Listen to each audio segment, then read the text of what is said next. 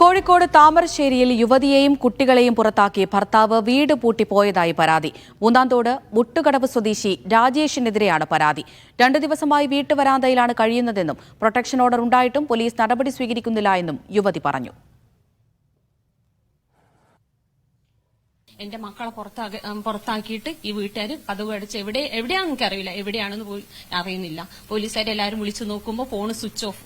ഇതുവരെ ആയിട്ട് ഒരു നടപടി ഇതുവരെ ആരും എടുത്തില്ല, പോലീസുകാരും എടുത്തില്ല, ആരും എടുത്തില്ല. ഞാൻ സ്റ്റേഷനിലേക്ക് വിളിക്കുന്ന പോലീസുകാർ പറയുന്നത് നിങ്ങൾ കതവ് കൊത്തി തുറക്ക്, നിങ്ങൾ കതവ് കൊത്തി തുറന്ന് നിങ്ങൾക്ക് അവിടെ കയറി നിൽക്കാനുള്ള അവകാശമുണ്ട്. അതാണ് പോലീസുകാർ പറയുന്നത്. അതായത് ഞങ്ങൾക്ക് അതിന്റെ അവകാശം ഇല്ലാന്ന് പറയും. പക്ഷെ എനിക്ക് പരാതി എന്താണെന്നറിയോ, പോലീസുകാരും കൂടെ കൂട്ടു നിന്നിട്ടാണ് ഇത് ഞാൻ ഇവിടെ ഇത്രയും ഒരു അയൽവാസികളോ പിന്നെ ഈ ജനങ്ങളോ ഒന്നും ഈ കുട്ടി ഇവിടെ വന്നിട്ട് ഒരു പരാതി ഒരു പ്രശ്നം ഉണ്ടാക്കുന്നതെന്ന് ആരും പറഞ്ഞില്ല.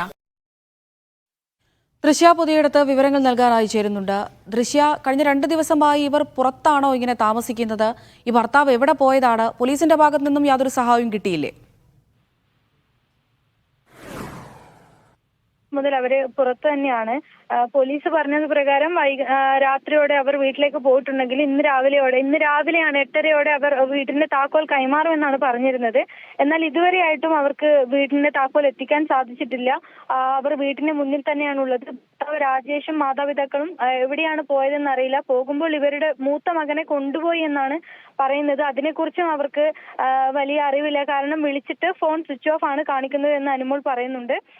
ഇവർ നേരത്തെ ഭർത്താവ് രാജേഷിനും മാതാപിതാക്കൾക്കെതിരെ ഗാർഹിക പീഡന പരാതി നൽകിയിരുന്നു. അതിന് പ്രൊട്ടക്ഷൻ ഓർഡർ ലഭിച്ചത് പ്രകാരമാണ് ഇവർ വീണ്ടും രാജേഷിന്റെ വീട്ടിലേക്ക് എത്തുന്നത്.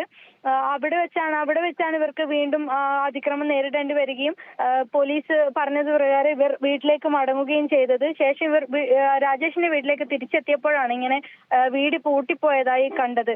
അമൃത.